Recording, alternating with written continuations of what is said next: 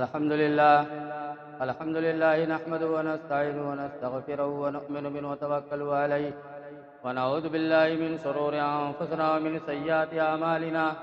من يهده الله فلا مضل له ومن يضلله فلا هادي له وأشهد أن لا إله إلا الله وحده لا شريك له وأشهد أن محمدا عبده ورسوله أما بعد فإن خير الحديث كتاب الله وخير الهدي هدي محمد صلى الله عليه وسلم وشر الأمور محدثاتها وكل محدثة بدعة وكل بدعة ضلالة وكل ضلالة في النار فأعوذ بالله من الشيطان الرجيم بسم الله الرحمن الرحيم قاف القرآن المجيد بل عجبوا أن جاءهم منذر منهم فقال الكافرون هذا شيء عجيب أإذا متنا وكنا ترابا ذلك رجع بعيد قد علمنا ما تنقص الأرض منهم عندنا كتاب حفيظ بل كذبوا بالحق لما جاءهم فهم في أمر مريج قال الله تبارك وتعالى في القرآن المجيد أعوذ بالله من الشيطان الرجيم بسم الله الرحمن الرحيم إنما يفتري الكذب الذين لا يؤمنون بآيات الله وأولئك هم الكاذبون برادران اسلام حاضرین جمعہ، ہر طرح کی بڑائی بزرگی حمد و ثنا کی بریائی اس وحدہ لا شریک خالق کائنات مالک ارض و سما کے لیے ہے کہ جس نے دن رات کو پیدا فرمایا اور لاکھوں کروڑوں درود و سلام نازل ہوں تمام انبیاء علیہ السلام پر، خصوصاً ہمارے آخری نبی جن کا نامی اسم گرامی احمد مصطفیٰ محمد مصطفیٰ صلی اللہ علیہ وسلم، وہ ذات مبارکہ مقدسہ مطہرہ کہ جنہیں اللہ رب العزت نے رحمت کائنات بنا کر کے بھیجا اور جن کے ذریعہ سے اہل کائنات کی ہدایت کا اور رہنمائی کا بندوبست فرمایا، اور جنہوں نے ہمیں اور آپ کو اور کائنات کی ساری انسانیت کو ذلت و رسوائی، ضلالت و گمراہی اور کفر کے گڑھے سے نکال کر صراط مستقیم پر لا کھڑا کیا۔ میرے بھائیو، خطبہ مسنونہ کے بعد جو آیت کریمہ تلاوت کی ہے، انشاءاللہ اسی آیت کریمہ کے تحت میں چند باتیں اس تعلق سے کہ جھوٹ کی مذمت، اس کی برائی، اس کے نقصانات کیا ہیں، انشاءاللہ چند باتیں کتاب و سنت کی روشنی میں رکھنے کی کوشش کروں گا۔ اللہ رب العزت سے دعا کی بار الہ ہمیں حق بات کہنے کی اور ہم سب کو اس پر عمل کی توفیق عطا فرما۔ محترم دوستوں اور بزرگوں، آپ لوگوں سے گزارش ہے کہ آپ لوگ تھوڑا آگے ہو جائیں اور مل کر کے بیٹھ جائیں تاکہ دوسرے ساتھیوں کو بھی جگہ مل سکے۔ بہت سارا بیچ میں جگہ ہے، دیکھیے تھوڑا قریب ہو کر کے بیٹھ جائیں۔ میرے بھائیوں، سچ بولنے کی بڑی اہمیت اور اس کی بڑی فضیلت ہے۔ سچ کی اتنی اہمیت ہے اور اس کے اتنے بڑے فائدے ہیں کہ یہ اللہ تبارک و تعالیٰ کی صفتوں میں سے ایک بہت بڑی صفت ہے، جیسا کہ اللہ رب العالمین خود ارشاد فرماتے ہیں وَمَنْ أَصْدَقُ مِنَ اللَّهِ حَدِيثًا، یعنی بات میں اللہ سے سچا کون ہے؟ وہ کون ہے جو اللہ تبارک و تعالیٰ سے زیادہ سچ بولنے والا ہے۔ اسی طرح سے آپ دیکھیں گے کہ سچ کی اتنی اہمیت ہے، سچ کے اتنے فائدے ہیں کہ سچ بولنے کی وجہ سے، سچ بات کہنے کی وجہ سے، صاف سیدھی گفتگو کرنے کی وجہ سے اللہ تبارک و تعالی ہمارے گناہوں کی مغفرت فرما دیتا ہے، ہمارے اعمال کی اصلاح فرما دیتا ہے، جیسا کہ اللہ رب العالمین اہل ایمان کو خطاب کرتے ہوئے ارشاد فرماتے ہیں یا ایھا الذین آمنوا اتقوا اللہ وقولوا قولا سدیدا یصلح لکم اعمالکم ویغفر لکم ذنوبکم۔ اللہ رب العالمین ارشاد فرماتے ہیں کہ اے ایمان والو، تم اللہ تبارک و تعالیٰ سے ڈرو اور صاف سیدھی گفتگو کرو، سچ بولو، سچی بات کرو، تو اللہ تبارک و تعالیٰ تمہارے گناہوں کی مغفرت فرما دے گا اور تمہارے اعمال کی اصلاح کر دے گا۔ میرے بھائیو، ہم اور آپ اندازہ کریں کہ سچ بولنے کی، صاف سیدھی گفتگو کرنے کی، صحیح بات زبان سے نکالنے کی اتنی بڑی فضیلت اللہ نے بیان فرمائی کہ اہل ایمان کو خطاب کرتے ہوئے ارشاد فرمایا کہ اللہ سے ڈرو اور صاف سیدھی گفتگو کرو، تو فائدہ یہ ہوگا اللہ تمہاری زندگی بھر کے گناہوں کی مغفرت فرما دے گا، تمہارے گناہوں کو معاف فرما دے گا، اور مزید ہے کہ وہ یصلح لکم اعمالکم، تمہارے اعمال کی اصلاح کر دے گا۔ میرے بھائیو، آج ہماری اعمال کے اندر کتنی گڑبڑیاں ہیں، کتنی خرابیاں ہیں۔ اگر ہم اور آپ یہ چاہتے ہیں کہ ہمارے اعمال کی اصلاح ہو جائے، اللہ ہماری اعمال کو درست کر دے، تو ہمیں اور آپ کو اپنی زبان سے سچ بات نکالنی ہوگی، سچی گفتگو کرنی ہوگی، صاف سیدھی بات کرنی ہوگی، تب جا کر کے اللہ تبارک و تعالی ہمارے اعمال کی اصلاح کرے گا۔ تو یہ سچ بولنے کے فوائد ہیں، یہ سچ بولنے کی اہمیت اور فضیلت ہے۔ میرے بھائیو، سچ بولنے کی اتنی اہمیت ہے کہ سچ یہ تمام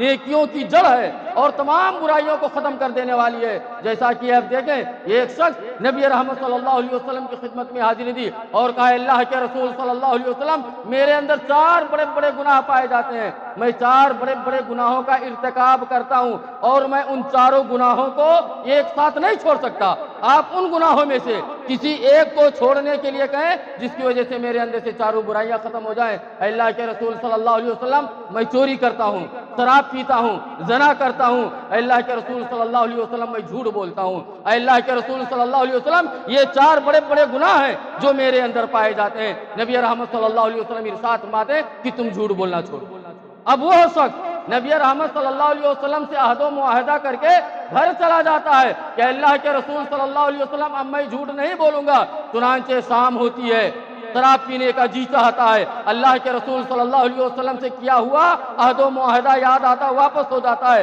اور رات بیتتی ہے، چوری کرنے کا خیال پیدا ہوتا ہے، آپ صلی اللہ علیہ وسلم سے کیا ہوا عہد و معاہدہ یاد آتا ہے واپس ہو جاتا ہے، اور رات بیتتی ہے، زناکاری کرنے کا خیال پیدا ہوتا ہے، آپ صلی اللہ علیہ وسلم سے کیا ہوا عہد و معاہدہ یاد آتا واپس ہو جاتا ہے، صبح ہوتی ہے، ہنستا مسکراتا نبی رحمت صلی اللہ علیہ وسلم کی خدمت میں حاضری دیتا ہے اور کہتا ہے اللہ کے رسول صلی اللہ علیہ وسلم میرے اندر سے 4 برائیاں ختم ہو جائیں۔ تو میرے بھائیو، اگر ہم اور آپ بھی یہ چاہتے ہیں کہ ہمارے اندر سے برائیاں ختم ہو جائیں، گناہ کے کام ختم ہو جائیں، معصیت ختم ہو جائے، تو ہمیں اور آپ کو جھوٹ جیسے گناہ کبیرہ سے بچنا ہوگا اور اپنی زبان سے سچ بات بولنی ہوگی، صاف سیدھی گفتگو کرنی ہوگی، سچی بات کرنی ہوگی، اگر ہم اور آپ یہ چاہتے ہیں کہ ہمارے اندر سے گناہ ختم ہو۔ میرے بھائیو، حقیقی عزت انسان کو سچائی ہی کے بدولت مل سکتی ہے، تمام بھلائیاں، تمام سعادتیں انسان کو سچائی ہی کی بدولت مل سکتی ہیں، اور سچائی ہی کی وجہ سے انسان کا مقام و مرتبہ اللہ تبارک و تعالیٰ کے یہاں بلند ہو جاتا ہے، اور سچائی کے بغیر انسان نیک، متقی، پرہیزگار نہیں بن سکتا ہے۔ ایسا نہیں ہو سکتا ہے کہ انسان جھوٹا ہو، جھوٹی گفتگو کرتا ہو، جھوٹی بات زبان سے نکالتا ہو، ہیر پھیر والی بات کرتا ہو اور وہ نیک بھی ہو، متقی بھی ہو، پرہیزگار بھی ہو، پارسا ہو، ایسا نہیں ہو سکتا۔ سچائی کے بغیر انسان نیک نہیں بن سکتا ہے، متقی نہیں بن سکتا، پرہیزگار نہیں بن سکتا۔ آج ہم اور آپ اپنے تقوی کا، اپنی پرہیزگاری کا، اپنے پارسا ہونے کا روڈوں پر، نکڑوں پر، ہوٹلوں پر ڈھڈورا پیٹتے ہیں کہ ہم بہت بڑے پرہیزگار ہیں، بہت بڑے پارسا ہیں۔ یہ حدیث رسول سامنے رکھے، ساری سچائی سامنے آ جائے گی کہ ہم اور آپ کتنے متقی ہیں، کتنے نیک ہیں، کتنے پارسا ہیں۔ یہ ایک شخص نبی رحمت صلی اللہ علیہ وسلم کی خدمت میں حاضری دی اور کہا اللہ کے رسول صلی اللہ علیہ وسلم کیا مومن آدمی بزدل ہو سکتا ہے؟ نبی رحمت صلی اللہ علیہ وسلم ارشاد فرماتے ہاں، جان کی محبت پیدا ہو سکتی ہے اور بزدلی کر سکتا ہے۔ پھر سوال ہوا اے اللہ کے رسول صلی اللہ علیہ وسلم کیا مومن آدمی بخیل ہو سکتا ہے؟ نبی رحمت صلی اللہ علیہ وسلم ارشاد فرماتے ہیں ہاں، مومن آدمی بخیل ہو سکتا ہے، جان کی محبت پیدا ہو سکتی ہے، مال کی محبت پیدا ہو سکتی ہے اور بخیلی کر سکتا ہے۔ پھر سوال ہوا اللہ کے رسول صلی اللہ علیہ وسلم کیا مومن آدمی سے زنا جیسے گناہ کبیرہ کا ارتکاب ہو سکتا ہے؟ نبی رحمت صلی اللہ علیہ وسلم ارشاد فرماتے ہیں ہاں، شیطان کے بہکاوے میں آ سکتا ہے، نفس کے بہکاوے میں آ سکتا ہے اور زنا جیسے گناہ کبیرہ کا ارتکاب کر سکتا ہے۔ پھر سوال ہوا اے اللہ کے رسول صلی اللہ علیہ وسلم کیا مومن آدمی جھوٹا ہو سکتا ہے؟ نبی رحمت صلی اللہ علیہ وسلم سے سوال ہوتا ہے کیا مومن آدمی بزدل ہو سکتا ہے؟ کیا بخیل ہو سکتا ہے؟ کیا زنا جیسے گناہ کبیرہ کا ارتکاب کر سکتا ہے؟ آپ صلی اللہ علیہ وسلم ارشاد فرماتے ہیں مومن سے یہ کام ہو سکتے ہیں، لیکن جب سوال یہ ہوا کیا مومن آدمی جھوٹا ہو سکتا ہے، آپ صلی اللہ علیہ وسلم ارشاد فرماتے ہیں کہ مومن آدمی جھوٹا نہیں ہو سکتا۔ اس حدیث رسول کو سامنے رکھ کر کے ہم اور آپ اپنے تقوی کا جائزہ لے لیں، اپنی پرہیزگاری کا، اپنے پارسا ہونے کا ہم اور آپ اپنا جائزہ لے لیں، اپنا محاسبہ کر لیں کہ ہم اور آپ کتنے بڑے متقی ہیں، کتنے بڑے پرہیزگار ہیں، کتنے بڑے نیک اور پارسا ہیں۔ ابھی ساری سچائی سامنے آ جائے گی میرے بھائی۔ خطبہ مسنونہ کے بعد جو آیت کریمہ پڑھی گئی، آپ دیکھیں گے اس آیت کریمہ کے اندر اللہ تبارک و تعالیٰ نے کتنی بڑی بات کہی ہے، کتنی بھاری بات کہی ہے۔ آپ قرآن پڑھیں، قرآن کے ترجمے کو پڑھیں، اللہ رب العزت ارشاد فرماتے ہیں انما یفتری الکذب الذین لا یؤمنون بآیات اللہ واولئک هم الکاذبون۔ اللہ رب العالمین ارشاد فرماتے ہیں کہ جھوٹ، افترا وہی لوگ باندھتے ہیں کہ جن کو اللہ کی آیتوں پر ایمان نہیں ہوتا ہے، وَأُولَٰئِكَ هُمُ الْكَاذِبُونَ، اور یہی لوگ جھوٹے ہیں۔ کتنی بڑی بات اللہ نے کہی ہے کہ جھوٹ کون بولتا ہے؟ جھوٹی گفتگو کون کرتا ہے؟ ہیر پھیر والی بات کس کی ہوتی ہے؟ کہ جن لوگوں کو اللہ کی آیتوں پر ایمان نہیں ہوتا ہے۔ مزید اللہ رب العزت ارشاد فرماتے ہیں وہ اولئک هم الکاذبون، یہی لوگ جھوٹے ہیں۔ کتنی بڑی بات کہی ہے، کتنی بھاری بات کہی ہے۔ اور آج ہم اور آپ ہیں کہ جھوٹ بولنا، جھوٹی گفتگو کرنا، جھوٹے وعدے کرنا، جھوٹ بول کر کے کسی کو بیوقوف بنا دینا، ہم اور آپ بڑے فخر کی بات سمجھتے ہیں، بڑی سعادت کی بات سمجھتے ہیں۔ حالانکہ اللہ رب العزت ارشاد فرماتے ہیں کہ یہ جھوٹ وہی بولتا ہے، جھوٹی گفتگو وہی کرتا ہے کہ جن کو اللہ کی آیتوں پر ایمان نہیں ہوتا۔ اب ہم اور آپ اپنا جائزہ لے لیں میرے بھائیو کہ ہمیں اور آپ کو اللہ کی آیتوں پر کتنا ایمان ہے، اللہ کی آیتوں پر ہمیں اور آپ کو کتنا یقین ہے۔ ہم اور آپ اپنا جائزہ لے لیں، اپنا محاسبہ کر لیں۔ آج آپ سماج کے اندر دیکھ لیں، ہر چہار جانب جھوٹ چھایا ہے، سیاسی لیڈران ہوں، حکمران ہوں، قوم کے رہنما ہوں، کاروبار کرنے والے لوگ ہوں، تجارت پیشہ افراد ہوں، ہر چہار جانب جھوٹ ہی جھوٹ چھایا ہوا ہے، جھوٹ کا بازار گرم ہے۔ ہم اور آپ ذہن نشین کر لیں کہ جھوٹا آدمی نہ کسی کا سچا دوست بن سکتا ہے، نہ ہی قوم و ملت کا سچا رہنما بن سکتا ہے۔ جھوٹ کی مذمت کیا ہے، اس کی برائی کیا ہے، اس کے نقصانات کیا ہیں؟ آپ یہ حدیث رسول دیکھیں، اللہ کے حبیب جناب محمد رسول اللہ صلی اللہ علیہ وسلم ارشاد فرماتے ہیں کہ جھوٹ بولنے کی وجہ سے آدمی کا دل سیاہ ہو جاتا ہے اور اس کے منہ سے ایسی بدبو نکلتی ہے کہ رحمت کے فرشتے کو دور بھاگتے ہیں۔ کتنا بڑا نقصان ہے جھوٹ بولنے کہ جھوٹ بولنے سے دل سیاہ ہو جاتا ہے اور اس کے منہ سے ایسی بدبو نکلتی ہے کہ رحمت کے فرشتے کو دور بھاگتے ہیں۔ اسی طرح سے نبی رحمت صلی اللہ علیہ وسلم ارشاد فرماتے ہیں کہ جس آدمی کو یہ بات پسند ہو کہ اس کے عمر کے اندر اضافہ ہو، بڑھوتری ہو، تو اسے چاہیے کہ اپنے ماں باپ کی خدمت کرے، اپنے ماں باپ کی اطاعت و فرما برداری کرے۔ اور جھوٹ بولنے کی وجہ سے رزق کے اندر کمی ہو جاتی ہے، رزق کے اندر اللہ تنگی پیدا کر دیتا ہے۔ آدمی جھوٹ بولتا رہتا ہے، جھوٹی گفتگو کرتا رہتا ہے، ہیر پھیر والی بات کرتا رہتا ہے، تو اللہ کے رسول صلی اللہ علیہ وسلم ارشاد فرماتے ہیں کہ اللہ تبارک و تعالی رزق کے اندر تنگی کر دیتا ہے اور دعا تقدیر کو بدل دیتا ہے۔ اور اسی طرح سے جھوٹ کی مذمت، اس کی برائی، اس کے نقصانات کا اندازہ آپ حدیث رسول سے لگائیں۔ اللہ کے رسول صلی اللہ علیہ وسلم ارشاد فرماتے ہیں، اللہ کے حبیب جناب محمد رسول اللہ صلی اللہ علیہ وسلم ارشاد فرماتے ہیں کہ منافق کی 3 علامتیں ہیں، اور ایک دوسری روایت کے مطابق منافق کی 4 علامتیں ہیں۔ آج ہم اور آپ کہتے ہیں کہ ہم بڑے پکے مسلمان ہیں، بڑے پکے سچے مومن ہیں۔ یہ حدیث رسول دیکھیں، نبی رحمت صلی اللہ علیہ وسلم ارشاد فرماتے ہیں کہ منافق کی 3 علامتیں ہیں کہ جب وہ بات کرے تو جھوٹ بولے۔ آج ہم اور آپ بات کرتے تو سچ بولتے ہیں، سچی گفتگو کرتے ہیں، صاف سیدھی بات ہوتی ہماری اور آپ کی۔ اللہ کے رسول صلی اللہ علیہ وسلم ارشاد فرماتے ہیں منافق کی علامت یہ ہے کہ جب وہ بات کرتا تو جھوٹ بولتا، اور جب کسی سے وعدہ کرتا تو وعدہ خلافی کرتا، اور جب اس کے پاس امانت رکھی جاتی ہے تو امانت کے اندر خیانت کر دیتا ہے، اور جب کسی سے جھگڑا کرتا ہے تو گالی گلوچ بکتا ہے۔ یہ 4 علامتیں نبی رحمت صلی اللہ علیہ وسلم نے ایک منافق کے بیان کی، اور ان 4 علامتوں کو ہم اور آپ اپنے اوپر جائزہ لے لیں، اپنا محاسبہ کر لیں۔ کیا ہم اور آپ جھوٹ نہیں بولتے، وعدہ خلافی نہیں کرتے،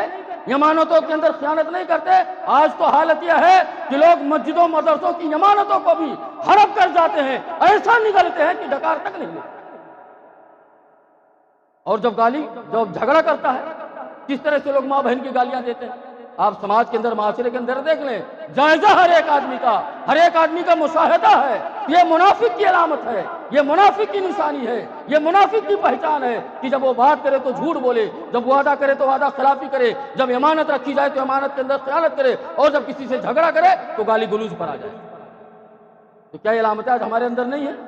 ہم اور آپ مومن ہیں، ہمارے اندر مومنانہ صفات ہے، ہمارے اندر مومنوں کی پہچان ہے، ان کی علامتیں پائی جاتی ہیں۔ ہم اور آپ اپنا جائزہ لیں میرے بھائیوں، اپنا محاسبہ کریں۔ اسی طرح سے جھوٹ کی مذمت، اس کی برائی، اس کے نقصانات کا اندازہ اس حدیث رسول سے لگائیں۔ راوی حدیث حضرت ابو بکر رضی اللہ تعالیٰ عنہ بیان فرماتے ہیں کہ اللہ کے رسول صلی اللہ علیہ وسلم ارشاد فرماتے ہیں کیا میں تمہیں بڑے بڑے گناہوں کے بارے میں نہ بتلاؤں؟ کیا میں تمہیں اکبر الکبائر نہ بتلاؤں کہ بڑے بڑے گناہ کیا ہیں، اکبر الکبائر کیا ہیں؟ تو ہم نے کہا اللہ کے رسول صلی اللہ علیہ وسلم آپ ضرور بتلائیے کہ اکبر الکبائر کیا ہے، بڑے بڑے گناہ کیا ہیں؟ نبی رحمت صلی اللہ علیہ وسلم ارشاد فرماتے ہیں کہ کہ اللہ کے ساتھ میں کسی کو شریک ٹھہرانا یہ اکبر الکبائر ہے، یہ کبیرہ گناہوں میں سے ہے کہ اللہ کے ساتھ میں کسی غیر کو شریک ٹھہرایا جائے، اس کی ذات میں، اس کی ربوبیت میں، اس کی الوہیت میں، اس کے اسماء صفات میں، اس کے مختار کل ہونے میں کسی غیر کو شریک ٹھہرایا جائے، یہ شرک،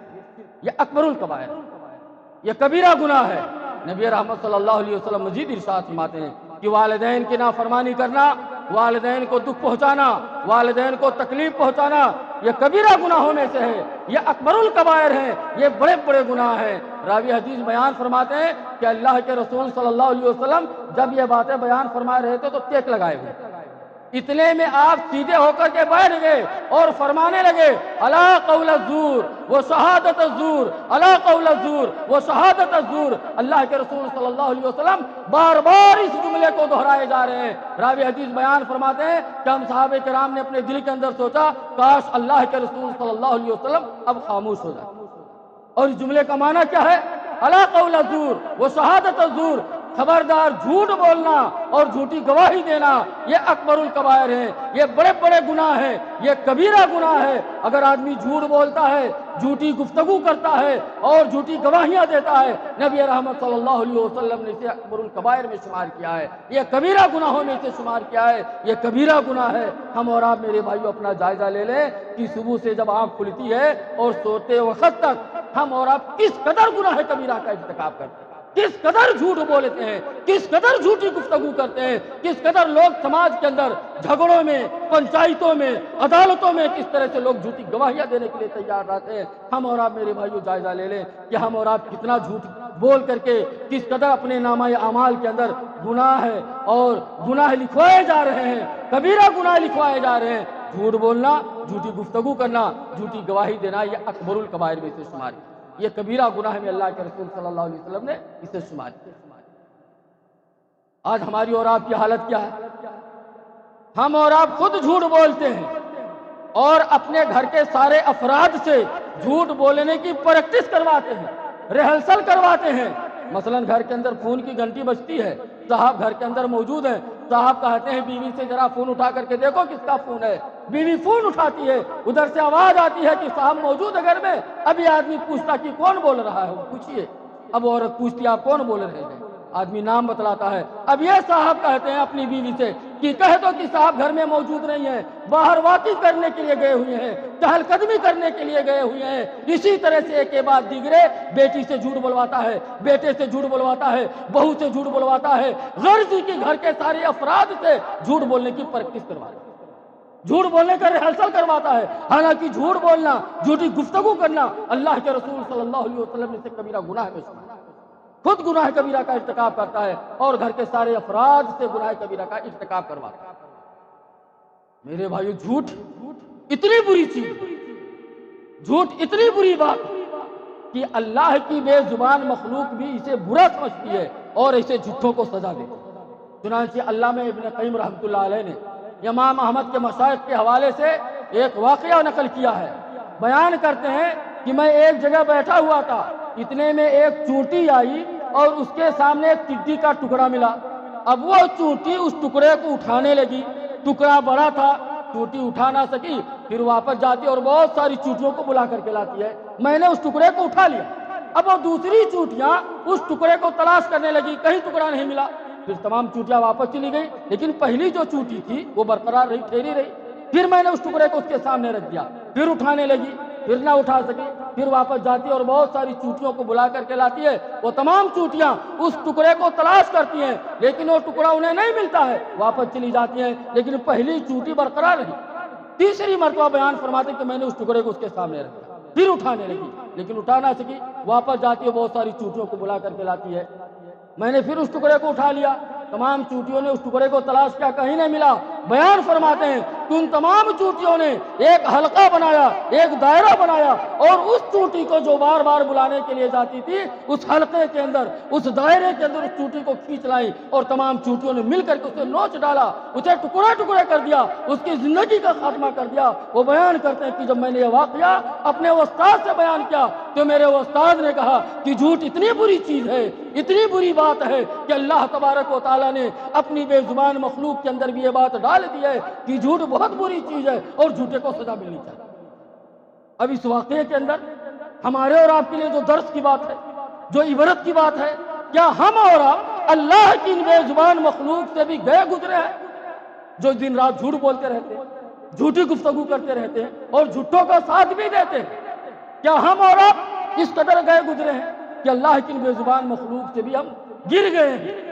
کہ ہم اور آپ جھوٹ بولتے ہیں اور جھوٹوں کا ساتھ بھی دیتے ہیں؟ حالانکہ اللہ کی بے زبان مخلوق کا حال یہ ہے کہ جھوٹے کو سزا دیتی ہے اور اس کی زندگی کا خاتمہ کر دیتی ہے۔ میرے بھائیو، جھوٹ کی نقصانات اور اس کی برائی کا اندازہ آپ حدیث معراج سے لگا لیں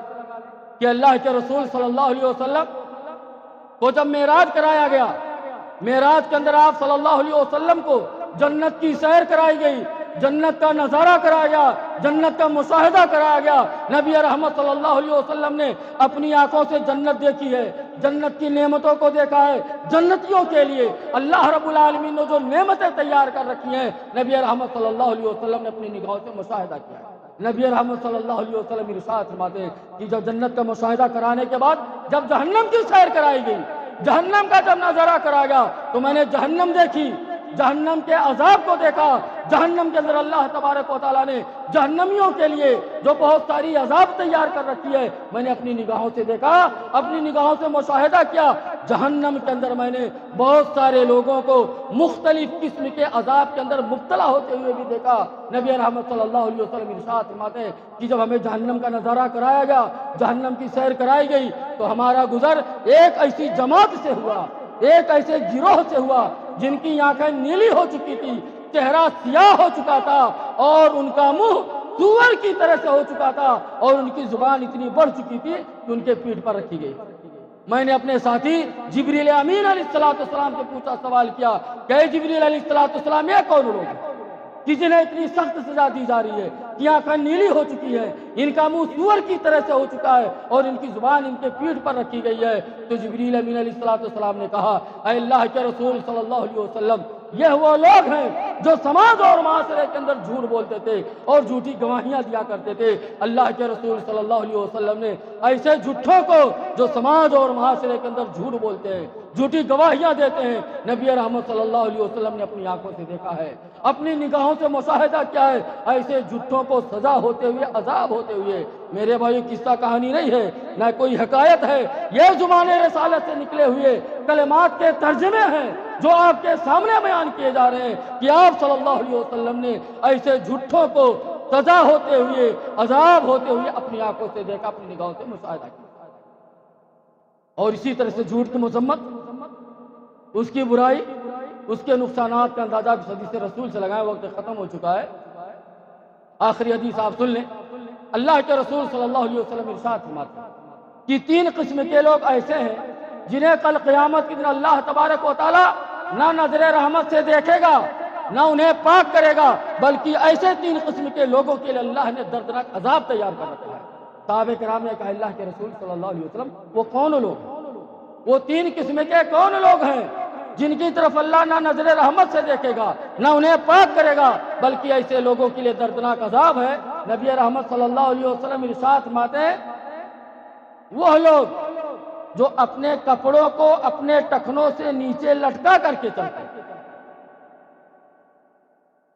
ایسے لوگوں کی طرف اللہ تبارک و تعالیٰ کل قیامت کے دن نہ نظر رحمت سے دیکھے گا، نہ پاک کرے گا، بلکہ ایسے لوگوں کے لیے دردناک عذاب ہے۔ آج ہم اور آپ اپنے کپڑوں کا جائزہ لے لیں، اپنے پینٹ کا، اپنے پیجامے کا، اپنے تہبند کا اور اپنے گھر کے بچوں پر نظر دوڑا لیں کہ آج ہماری اور آپ کی حالت کیا ہے۔ یہ حدیث رسول عام حالت کے لیے ہے، لیکن آج ہم نے اور آپ نے اسے نماز کے لیے خاص کر لیا ہے، اور اس قدر لوگ ٹخنوں سے نیچے اپنا کپڑا رکھتے ہیں کہ امام کو بھی کہنا پڑتا ہے کہ بھائی آپ اپنے کپڑے کو ٹخنوں سے اوپر کر لیں۔ جس کا مطلب یہ نہیں کہ اسلام پہننے کے بعد پھر آپ نیچے کر لیں۔ نبی رحمت صلی اللہ علیہ وسلم ارشاد فرماتے ہیں کہ جس کا کپڑا ٹخنوں سے نیچے ہوگا، کل قیامت کے دن اللہ تبارک و تعالیٰ ایسے آدمی کی طرف نہ نظر رحمت سے دیکھے گا، نہ پاک کرے گا، بلکہ ایسے آدمی کے لیے دردناک عذاب ہے۔ نبی رحمت صلی اللہ علیہ وسلم ارشاد فرماتے ہیں کہ دوسرے وہ لوگ جو کسی پر احسان کر کے احسان جتلاتے ہیں، آج بھی بہت سارے لوگ ایسے ہیں جو کہہ دیتے ہیں کہ آپ اپنا وقت بھول گئے، فلاں مصیبت میں، فلاں پریشانی میں ہم ہی تھے جو تمہارے کام آئے تھے، آج تم اپنا وقت بھول گئے۔ اس طرح سے لوگ احسان کر کے کسی پر احسان جتلاتے ہیں۔ نبی رحمت صلی اللہ علیہ وسلم ارشاد فرماتے ہیں اگر کوئی آدمی ایسا ہے تو کل قیامت میں اللہ تبارک و تعالیٰ نہ اس کی طرف نظر رحمت سے دیکھے گا، نہ پاک کرے گا، بلکہ ایسے آدمی کے لیے دردناک عذاب ہے۔ نبی رحمت صلی اللہ علیہ وسلم ارشاد فرماتے ہیں کہ تیسرا وہ آدمی کہ جو جھوٹ بول کر کے اپنا مال بیچتا ہے، اپنا مال فروخت کرتا ہے، ایسے آدمی کی طرف، ایسے تاجر کی طرف جو جھوٹ بول کر کے اپنا مال فروخت کرتا ہے، اللہ تبارک و تعالیٰ کل قیامت کے دن نہ نظر رحمت سے دیکھے گا، نہ پاک کرے گا، بلکہ ایسے آدمی کے لیے دردناک عذاب ہے۔ تو میرے بھائی چند باتیں رہی، باتیں اور بہت سی، وقت ختم ہو چکا ہے۔ ہم سب مل کر کے دل کی گہرائیوں سے اللہ تبارک و تعالیٰ سے دعا کریں کہ بار الہ ہم تمام مسلمان مردوں کو، مسلمان عورتوں کو سچ بولنے کی توفیق عطا فرما، صاف سیدھی گفتگو کرنے کی توفیق عطا فرما، سچوں کا ساتھ دینے کی توفیق عطا فرما۔ بار الہ ہم تمام لوگوں کو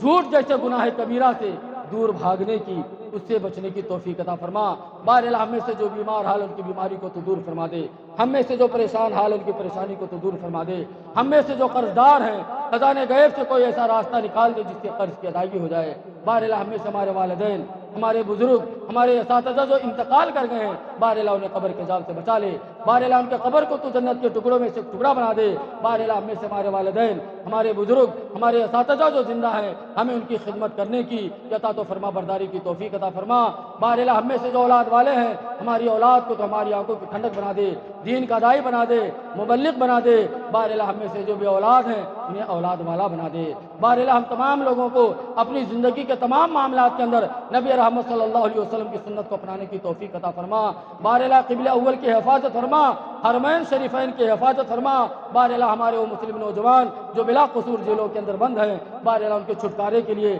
ان کے رہائی کے لیے کوئی سبیل عطا فرما دے۔ بار الہ ہم تمام لوگوں کو حلال کھانے کی، حلال کمانے کی اور حلال مال کے ذریعہ سے اپنے اور اپنے بچوں کی پرورش کی توفیق عطا فرما۔ بار الہ عالمی پیمانے پر جہاں کہیں بھی مسلمان پریشان حال ہیں، بار الہ مسلمانوں کی حفاظت فرما، ہمارے جان و مال کی حفاظت فرما، ہماری عزت و آبرو کی حفاظت فرما۔ بار الہ ہم تمام لوگوں کو کہنے اور سننے سے زیادہ عمل کی توفیق عطا فرما۔ بار الہ ہم تمام لوگوں کو جس طرح بیٹھے ہوئے ہیں ہمارے گناہوں کو معاف کرتے ہوئے جنت الفردوس میں اسی طرح بیٹھنے کی توفیق عطا فرما۔ بار الہ ہم تمام لوگوں کو جب تک اس دنیا کے اندر زندہ رکھ، اسلام پر زندہ رکھ، اور جو ہمارا خاتمہ ایمان بالخیر پر ہو۔ آمین۔ بارک اللہ ولنا ولکم فی القرآن العظیم ونفعنا وإياکم بالآیات اللہ وذکر الحکیم انہ تعالی جواد کریم والکم الرؤوف الرحیم۔